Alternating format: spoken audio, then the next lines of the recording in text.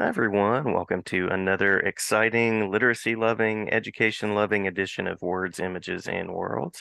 On this episode, I am reconnecting with someone I talked to way back in 2019, and that is Dr. Raúl Alberto Mora.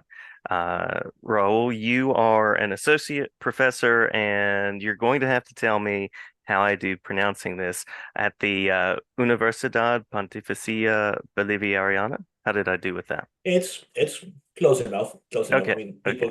people sometimes struggle with saying that. I mean, that name is a handful, but sometimes people have. But yeah, it was I good.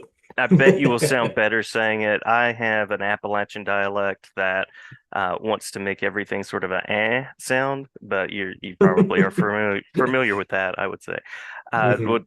you and I met in 2019 at the Literacy Research Association conference right before the world ended in 2020, and had coffee together. I got to see Yeah. your lovely, I think it was a Grogu, like little kind of crochet to there. Yeah. One of them. Yeah, Sneaky Penguin, the world famous Sneaky Penguin. Of course, there's a whole bunch of them, so they always struggle with me. So there's the Sneaky Penguin. There's Gerald, the giraffe. And then there's a couple of others. We got this little dinosaur looking character. Here's Baby Red, Love and it. a Love couple it. of bears that travel with us. One is um, Ani, someone we found in Belgium, and this guy called Biawe, who I brought with me from a trip to Poland. Nice. And they love conferences. They love the LRA conference. I always like to point out that Sneaky Penguin does get his own name tag at the That's conference. amazing. That is so wonderful. So, and they'll be coming to Atlanta with me, of course, because they wouldn't miss LRA for the world. Oh, yes, yes. Yeah, always a good spot to connect with folks. And Absolutely. yeah, you've worked, your focuses have been city literacies, critical literacy, second languages, bilingual education, Mhm. which is all very interesting to me. I actually teach in kind of a fringe rural space, but it's really interesting to kind of sense the languages and figure out. I'm monolingual, but figuring out how to teach, engage, and appreciate Mhm. across languages is always something that I try to strive for as a teacher. And I think we all should. I think we all should. I mean, even if you're seemingly monolingual, because one of the things, even if in our research we have tried to disprove, is this notion that there are cities and communities that are absolutely and utterly monolingual. Like, Mhm. no, there are multiple levels of how we engage with languages, and if you start looking carefully enough around you, if you start paying attention to your surroundings, you're going to find many examples of other languages even in rural areas, because Mhm. um, I don't think that rural areas are as monolingual or as monolithic as sometimes people like to portray them. And I think Yeah. that we've been doing serious disservice to the rural areas by painting them in I mean, but providing such a painting that, oh, they're all the same people, they're all the same, they look the same, they dress the same, they talk the same, and like, no, we also have to acknowledge the diversity in literacy. Absolutely. I mean, especially in the case of literacy practices that happens in within the rurality, and it's important to really bring that to the to light. Yeah, very well said. Very well said. And I love this book, What You're Getting Wrong About Appalachia, that kind of pushes back on that. And there have been scholars Mm. that have looked at literacy practices in rural spaces, and they are Mhm. complex and multi-layered. So, and that's certainly something that I see in my work with students as well. There are rich practices that are there. Um, so Yeah. first question that's officially on the list is a bit about your background as an educator. Happy to share a little bit that. So I have been, a language teacher overall. I mean, a language teacher for 31 years. I mean, I've been in education for 31 years, as a teacher and as a teacher educator. I think, well, I've been a teacher educator since 2001, kind of 2001, 2002. Then I took a small 4-year hiatus when I was in grad school, when I wasn't teaching, and then I started teaching again in 2006. Hmm. Um, and I've been, sorry, 2000, yeah, 2006 actually I started teaching again. And I've been in teacher education on a regular basis ever since, especially after I graduated from grad school and I returned to Colombia to start my postdoctoral professorial career. Hmm. So I've been in classrooms as an instructor for 31 years, but of course I have been in classrooms since I was 5. And I've been learning languages since I was 9. I've been dealing with multiple ways of learning with languages, exposed to different ways of engaging with the language. And I think all those experiences eventually dovetailed into my research agenda. So I think I always like to tell some of the younger scholars in the audience that your research agenda is already there. That Hmm. sometimes I feel like we tell grad students they have to start going out of their way to find it, when sometimes like your your research agenda is already, it has been with you for a while. I mean, it Hmm. has been with you since you were in grade school or since you started teaching, and it's important again, as it is important to broaden our conceptual and methodological horizons. It's also important to recognize that some of the research we do comes from within. And what we do is then we discover it and then we just start developing larger conceptual frameworks around it. But that Hmm. sometimes it's like there. I mean, I know if I explore back my research from the time I was a school teacher, I can see in my earlier work a lot of the breadcrumbs Hmm. that I see in the stuff I've written in the past few years. So that's part of that. So I've been 31 years as a teacher, a little over 18 years as a teacher educator, and over 20 years formally working as a researcher, and formally getting the training and taking classes and being part of research projects, participating in grants and what have you. Like these days, as you said in the introduction, I'm an associate professor at Universidad Pontificia Hmm. Bolivariana, or UPB. Just we can keep it, just use the initials UPB, in Medellin, Colombia, although now I work remotely from Norway, from Trondheim, Norway. Hmm. And even remotely, I still teach my classes, some hybrid, some virtual, and I still coordinate my research lab, the Literacies and Second Languages Project Lab, which is kind of like the backbone of a lot of the research I do today. Yeah, that sounds really fascinating. Would you like to say a little bit about the lab and how that came to be and what you Oh, do? absolutely. I mean, it's one of my favorite things to talk about my work because so we chartered LSLP in 2012, partly responding to a task from the dean's office at the time, that they wanted a student research lab that would delve into English education. And I said, well, I can do the English education part from literacy Hmm. because Hmm. I was at a point just out of grad school, recently graduated, and all I wanted to do was start putting my dissertation into play. Like we all do at the once you graduate, you just want to get as much as you can on your dissertation while you still can. And I Hmm. said I wanted to Hmm. use my conceptual framework to build this idea of literacy, but specifically this idea of literacies in second languages, which is this concept. So the name, when I say literacy in second languages project, I've argued in other places. It's a little different from talking about second language literacy. Second language literacy has always been about the formal process of reading and writing in a second language. Hmm.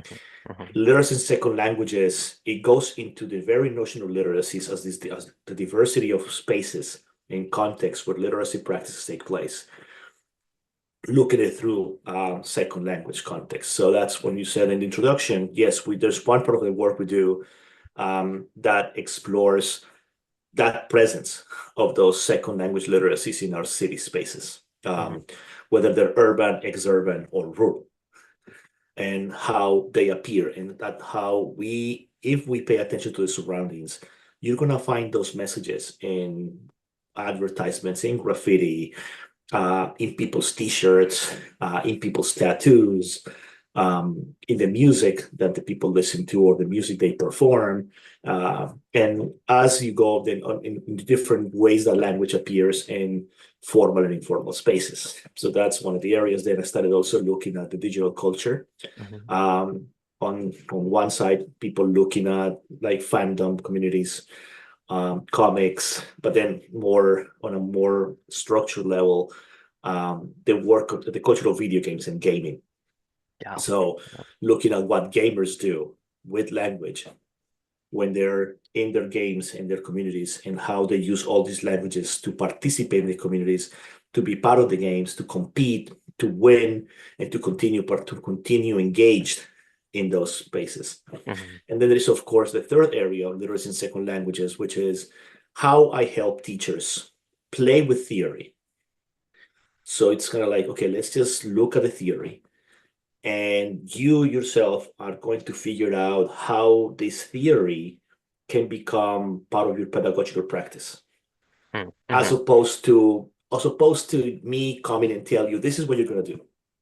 Like, no, Yeah. what you're going to do is you're going to read the theory, you're going to read about multimodality, you're going to read about critical literacy, and you know your classroom better than I do. Mhm. So Mhm.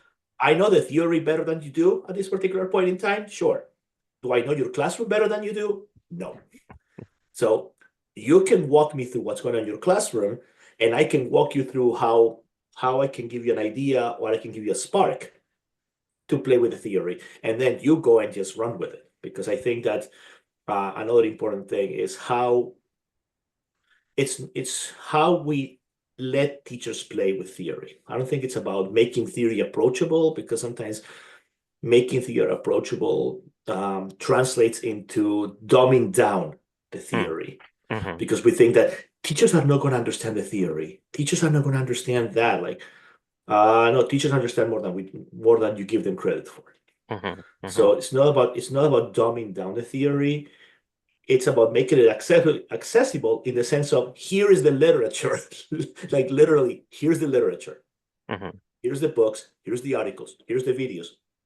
Take it, play with it, have some fun with theory, and then go play with your students and see what and then tell me what happened, and then turn that into a master's thesis, turn that into a dissertation, turn that into an article, turn that into a conference paper, and tell everybody what you did with it. So those are kind of the three areas that we develop in our work at LSLP. Work that I'm very happy to say has gathered attention in different areas, including we got last year we got the Divergent Award for implementation, which was a wonderful surprise when we heard about it, and it was a nice recognition to everybody as part of this little thing that we like to call the Legion. So I mean, I have a research agenda, but I cannot say I've done everything by myself. There have been a lot of people over the past 12 years who have helped Mhm. and who have enriched their teaching and their work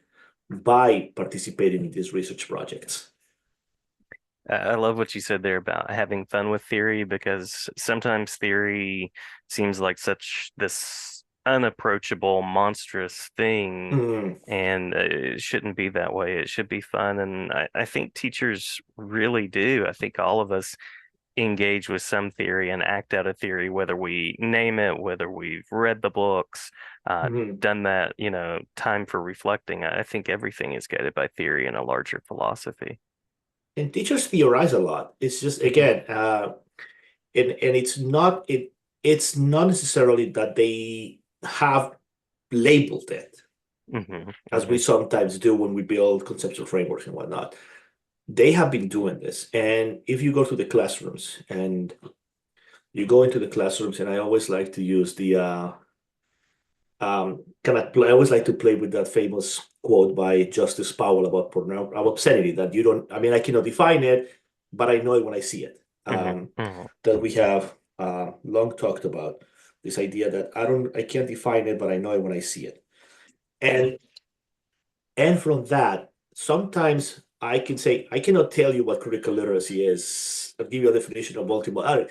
But when I go into the classroom, I know it when I see it. I know that you're doing multimodality. I know that, I mean, whether you are saying you're doing critical literacy, when you're saying you're doing digital literacy, when you're saying you're doing multimodality, maybe you don't use the word and you're not citing CRES, you're not citing the critical literacy scholars, you're not citing the digital literacy scholars. But once I see you, once I'm in the thick of it, I can see it and I'm like, yeah, you're doing it. Mhm. And I we talked about this in the handbook of critical literacy. We've actually talked about this in the notion that I prefer when people do it and you can see that they're doing it, that when people claim they do it by talking about it, but when you go and look at the practice, they there is nowhere to be found. So they Mhm. say, yeah, my class is I do multimodality, and I go and look at the classroom, and you're like, you're not doing multimodality. All you do is have your students write a 5 paragraph essay. Mhm. Mhm. Where is the multimodality in that? When Yeah. all you're just asking your students is to write on a piece of paper. You're not. So for me, what's important is to see teachers. So when I give the theory, it's more in the sense of, look, you're already doing something like this. There is some literature here that has given that a name. And as you look at what these people have done with the thing that they give a name that you already do, you can weave it into your practice. Mhm. Mhm. Because one other thing I advocate for is this idea, and one of the things I tell students when I um, work my literacy classes, I always go with this idea of incremental tweaks. I always go with this thing. It's just one tweak at a time because one of the problems we've had in education is that we have these so-called experts coming and telling the teachers, look, everything you're doing is wrong. So forget about everything you did, Mhm. and you're gonna do this. And then the next term, another so-called expert comes into the class and says, "Look, what you're doing right now is wrong. So forget about it and do this." And I think that undermines teachers' morale. Mhm. That Mhm. undermines teachers' intellect. I mean, they feel disrespected at an Yeah. intellectual capacity, at an intellectual level. So for me, it's like no, because I mean, I can remember one literacy class, one student actually, when I started talking about new literacy studies, she freaked out because she basically, and the question literally was that. So am I doing everything wrong? And I said, no, no, you're not doing everything wrong. In fact, you're doing a lot of things right. Mhm. Mhm. I'm here to tell you, you're doing a lot of things right. What I'm doing is this is something you can start adding on to what you're already doing, Yeah. not replace what you're doing, but add it. And if you want to move into this direction, small tweaks. I Mhm. always like to Mhm. tell them the problem with sharp 180-degree turns is that they become 360-degree turns. I mean, when you make a sharp turn, inevitably you go full circle. Mhm. So there is no real change.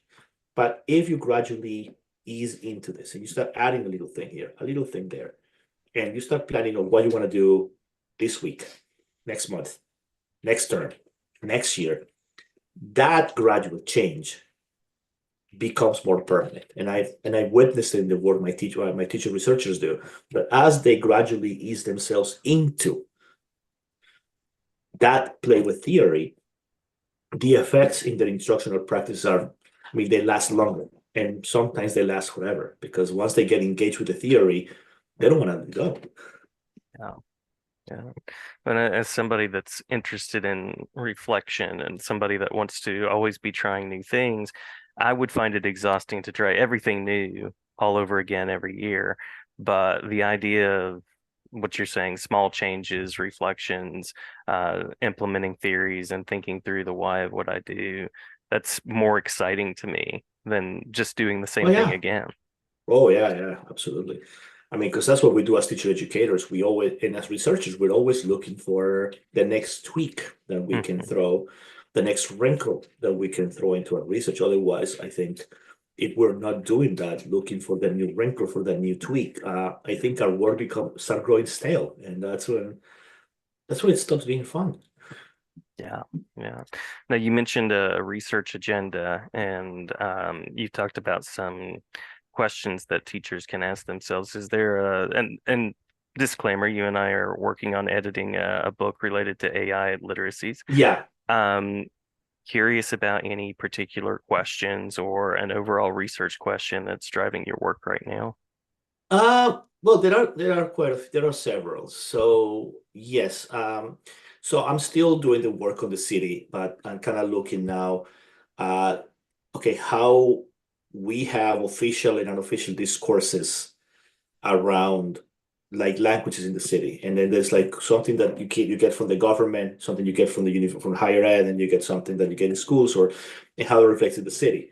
And we're now with that project we're exploring with the notion of third space. We're actually exploring with expanding G's initial framework of big D and little d discourse Hmm. into a macro, meso, micro level analysis. I recently wrote a micro paper. That's something that we done a project on that topic. With gaming, we're moving into gamification, Hmm. but gamification from the gamer perspective. I've seen we have gamers who are becoming teachers, and we maybe bringing the games to the class might be impractical, might not be feasible, but bringing the gamer mentality and having a gamer use that mentality to teach the class. That's feasible. That's possible. Hmm. Hmm. And then we're also playing with our conceptual framework to see kind of where else we're gonna, what else we can inquire about with that very framework. And yeah, and I've been doing a little bit of work on AI in addition to the work you just mentioned in the disclaimer. Hmm. But I'm very interested in when it comes to the notion of AI. I'm very interested in looking at this, and I proposed the notion of something I like to call historical proactive perspective. So when I talk about historical proactive perspective, what I mean is, first of all, and I was having a conversation with one of my undergrads who she wants to write her senior thesis on the topic, and I said, well, the first thing we have to understand, and I said, is AI did not start with ChatGPT. Hmm. Hmm. That did not start with ChatGPT. That's not the beginning of AI. AI has been around for many decades, Yeah. and there have been people tinkering with AI for many years. So that's the historical element. Like we have to trace that these people have been tinkering with this for decades, and now it has become because we have come to a point that the AI is so powerful that it has generated, no pun intended, a lot of buzz. Hmm. So yeah, now that we have, generative AI and we have ChatGPT and Claude and Gemini and Poe, and then you have all the image generators, DALL-E, Midjourney, and all the others, and all the other tools that keep emerging to make music, to make videos, to I've been experimenting for the micro papers, actually using text to speech um, Hmm. AI that I can just insert the text and it gives me and it has I have one like this one website I use that is free and it has like about 800 different voices and it has accents like American, British, Australian. It has like a variety like I think like African American. They have like all these different varieties. So I can have 90 100 recordings with 100 different voices. Hmm. And I've been experimenting with that to add the audio to our texts. But that's on one hand, is like, yeah, the historical, you have to recognize that just because the buzz is now, it doesn't mean that that just basically sprouted Yeah. in 2004, in 2024. It just, oh, ChatGPT sprouted in 2023. Like, no, it didn't. True. But True. so that's the history. And then the proactive, it's this notion that while we have to recognize the ethical quandaries around AI, and we cannot dismiss the ethical quandaries, taking these punitive measures and this vision of outlawing it and this paranoid vision that sometimes is fueled by the media, the whole Terminator, Skynet, Hmm. Black Mirror, War Games, because what also are old enough to remember. I always got War Games. Remember, yeah, thermonuclear warfare. The famous you wanna play a game? Yeah, Hmm. that Hmm. those who was old enough remember that move that Matthew Broderick vehicle, and of course the Terminator movies, and of course Matrix, Black Mirror. and all those like yeah, of course 2001. How can we forget about HAL 9000 in this one? Right. Like I mean, yeah. I don't want to forget about HAL. HAL has its place in history there, but that media has fueled this AI paranoia. Hmm. That again, it's not dismissing the ethical issues, but it's not going to the extreme that if your name is Sarah Connor, now your life is in danger. Right, right. Um, True. yeah, so because I mean that's a little yeah. Like I'm happy to tell people, women who if your name is Sarah Connor and you have a child named John, I think you'll be fine for a while. Yes, yes. You'll be okay for a while. John Connor may end up. I don't know if John Connor is going to lead the resistance, but he'll probably be able to go to college. Yeah, I like that. That would mean that maybe the next question we talk about is, what are you doing, Dave? That would be a good question to explore. Um, uh, Hopefully.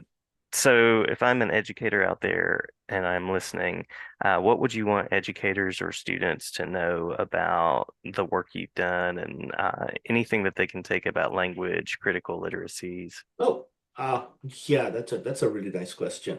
Okay, I think the first thing is don't when it comes to things about language and particularly critical literacies, um, I would say don't start looking for the silver bullets.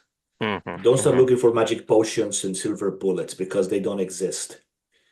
I remember it is apropos of the notion of culturally relevant pedagogy, and I remember reading once a post on the artist formerly known as Twitter, um, Hmm. Hmm. and somebody I think it was something on the lines that if if someone gives you a prepackaged handout on culturally relevant pedagogy, they didn't understand the assignment. Yeah, yeah. I thought it was, I mean, probably was different, but it was the same notion that if someone comes and tells you, here's how you do critical literacy step by step, I'm going to tell you, they did not understand the assignment. Hmm. They Hmm. missed it. They completely missed the point. And that is not critical literacy. Critical literacy, yes, there are some principles about the things we're supposed to do and the questions we're supposed to ask in a class, but there is no how-to manual. There is no how-to manual on critical literacy. That what it is like is you can awaken curiosity by asking deeper questions about the world through the text you're listening to and you're reading and you're watching. Hmm. But there is no one has written a manual on no, there is a handbook of critical literacies, but there is not a manual. There is not a critical literacy operation manual. True Just to be enough. very clear, that there is a handbook, but there is not a manual of Hmm. critical literacies. And those are two different things. And I'm Yeah. happy to be part of the handbook of critical literacies. I would never have signed up for the manual. But no, there can be a manual because the moment there is a manual, it means we jump the shark. It means we missed the point. Hmm. Hmm. So part of this it's the questions you raise and the explorations you want to engage with your students, and then where those explorations and questions take you. That they will take you to some of the literature in the field. They will take you to webinars. They will take you to uh, information, and then that can also take you to looking for the people who are doing this work, whether they're in schools or they're in teacher education programs, and also engage in conversation with these people Hmm. Hmm.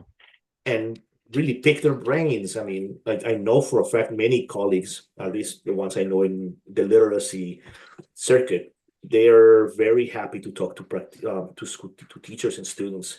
If Hmm. you email them, I mean, it might take a month or two for us to send the email to reply, but we will. I'm not saying that I'm gonna reply right away because sometimes I can be a little aloof when it comes to emails, and I shouldn't be saying that in a podcast, uh, but no, It's because life. It because is life. no, it's live, but we Yeah. we tend to respond, and good and conversations happen. And if you're like a grad student going to a conference and you see that person whose work you've read having coffee go talk, say hi to that person. I mean, Hmm. uh, no one is going. I mean, I'm pretty sure you're at a conference, at least places like LRA or NCTE or that if you do that, they're not going to say I'm busy. They're gonna engage in conversation, or so I hope Yeah. that they will engage in conversation, and maybe we'll even buy you the coffee. I mean, you never know. So, True. but I think in again in the sense of that, what I wanted to know about language is understand that language is something that is incredibly fluid, and that even if you are, as you said at the beginning, this quote unquote monolingual person who is not entirely monolingual, Hmm. Hmm. you still play with languages in different ways, and your students are playing with languages, with all the languages they possess. They play with them in many different ways. And if you don't understand those languages, then ask the students what they're doing. Students, I've learned that if you ask questions about what students do with genuine curiosity, the students will school you, but in a good way. They're going to Yeah. school you in a good way. I mean, I can tell you how much I have. I mean, over the past few years, how much I've learned about the cultural fandom just by listening to my undergrads talking about the artists they like, talking about Ed Sheeran, and talking about Taylor Swift, and talking about um, everybody else that comes to our conversations, and they school me because I'm like, yeah, I had no idea that existed, but if I am willing to be schooled, if I'm willing to be taken to school in a with an open mind and a keen attitude, students will take you to school and you learn something. And then Absolutely. when you let students take you to school and you learn something, they might be more willing to be taken to school by you. Hmm. And you see how a real learning community happens when we talk about the idea of learning with and from people and about people, and that how that translates into real learning in classes. I One of my favorite memories about being schooled goes back to 1997. I was working on a school project, and it was about making a website. And at the Hmm. time in 1997, if you didn't know HTML, yeah, you I were screwed. I remember mean, that. because Yeah. and I remember my students, they put together one piece of a one page handout, and I remember the name. Um, Very much because one of the students actually, we're still in touch, and now he's a professor at, I think he's at University of Leicester in England right now. And I remember I remember that thing. One of them, and another one I still in touch. He's a really an incredible oncologist. And I remember the handout says an HTML guide for really cool teachers who don't know anything about HTML. And they gave me that handout. And for me, I mean, it was really cool because he's like, we acknowledge that you're good, but you don't know anything about this.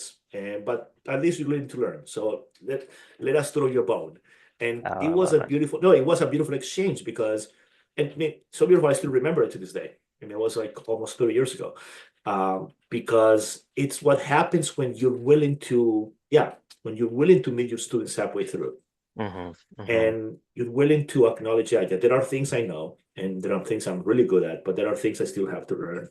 And I think even as a professor, I tell my students, no, there are things I know about, and there are things I still have to figure out. Some of these things about the culture of video games, and things about the culture of fandom, and things about the culture of music. I mean, there are still things I'm still figuring out, Yeah. even at this point in my life.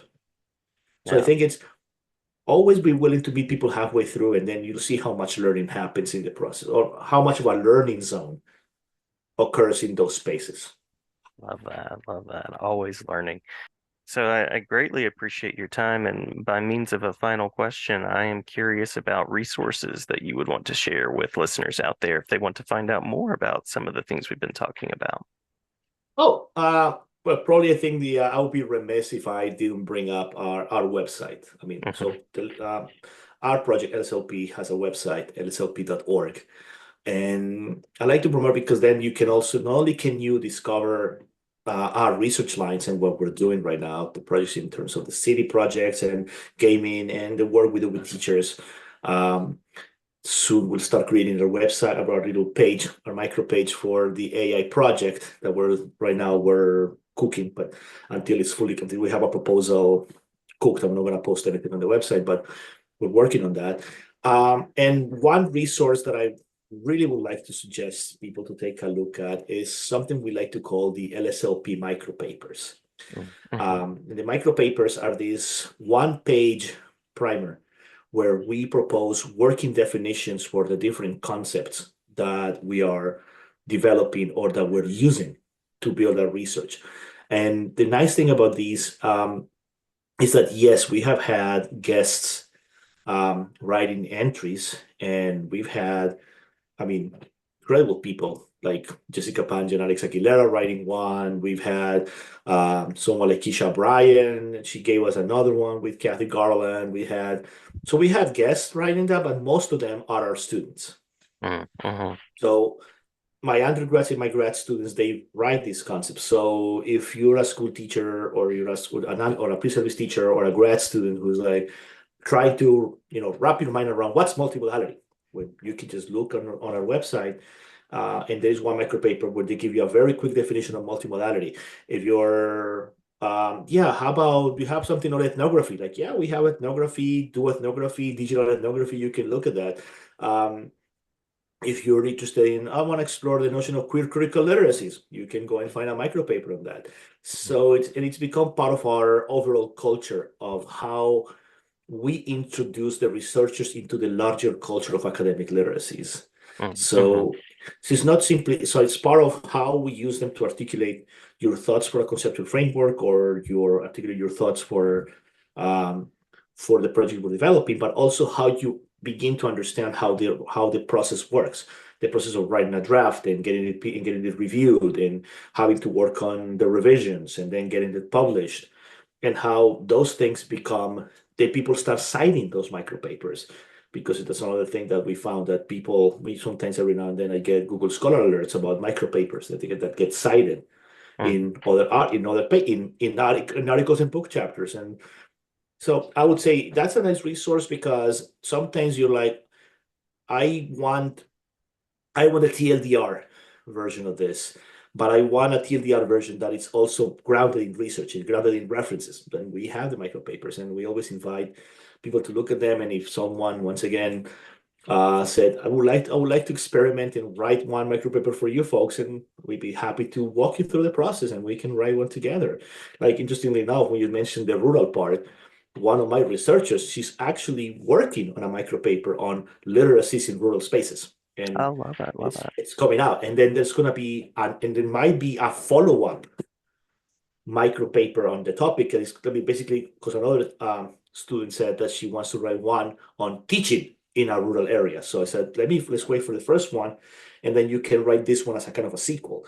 And so, because I said the idea of rural and like rural literacy is an issue that I think we need to really, really pay more attention. I mean, although there is really good research out there and people doing incredible work, Mm-hmm. we still need to put it more in the spotlight. So that would be like, if you look at the website, there's there. I would also suggest we have a YouTube channel, and you can go and check out something we like to call LSLP in session, which are like an hour long webinars that usually were linked to the classes I was teaching. But we had like some of our students, and we had international guests talking about this work. So like we've had, I mean, I can think of the top of my head. Once we had David Lowe talking about comics. Mm-hmm. Mm-hmm. Uh, oh, and then recently we had Bill Kiss talking about multimodality, and we had Wayne Jornell talking about fake news, and we had some of these people along with the incredible researchers that we have in our lab that have talked about critical literacy, multimodality, language teaching. And so that's another resource that if people want to check out, the LSLP session webinars are a really nice resource that you can also weave into your classes. Love it. Love it. I will also link to the YouTube channel when I share this, and I'll be checking out some of the micro papers as well. Glad to hear about that work. Yeah, I mean, and actually, it's been a lot of fun because, and I'm happy to announce this, I think for the first time, but we started writing the micro papers in 2014, Hmm. in September. Now we have who published 95. But at the point that we now set ourselves a goal that by September 22nd of this year, we're going on September that on September 22nd, that's a challenge. And now that it's all going to be on record, my students can go back out of it. But on September 22nd, we are going to publish micropaper 100. Wow. Wow. I Yeah. mean, I mean, for me, it's like, I can't believe we already got to 100 because I mean, putting 100 publications of anything in 10 years is a lot of work. Even if it's a one-page paper, putting together 100 of those, Hmm. that's a lot of work. Hmm. And True. a lot of people writing really good stuff. So we're very proud that we're gonna get to micropaper 100. And again, just 100, and we still got three or four already cooking to move to continue working on that. But the fact that we can reach that milestone, I think, for us as a team, as a community, it's a huge milestone, and we're very excited about the work we have put out there and the sense of pride and accomplishment that students have when they write one, and that's their first publication. Hmm. It's that, yeah, because I mean, I mean, for them, the excitement of saying, I got one, I can write one. It means, yeah, you can write something that's scholarly. I mean, Yeah. for me, it's saying, you're an undergrad writing something like this, even if it's one page, but you can take a scholarly stance on a topic. That's huge. Hmm. I mean, that's huge. The fact that you can take stock on a concept, it's huge because, I mean, sometimes even doctoral students can take a while to start feeling that they want to take stock on the conceptual framework. It can take them a while to find, let's say, the confidence to take Hmm. stock. So for me to have these students already doing this, that means the world to me. Huge. Huge. Absolutely. Well, Raul, glad to collaborate with you anytime. Glad to talk with you anytime. I hope to meet up Always, with you as always, a conference again sometime in the near future. always happy to reconnect on Jason. So yeah, this gets backed it up. So with that, thank you for having me. Thank you for sharing this space with me and make me this community. Absolutely. Absolutely. Thank you so much. And anytime, it's an open invitation.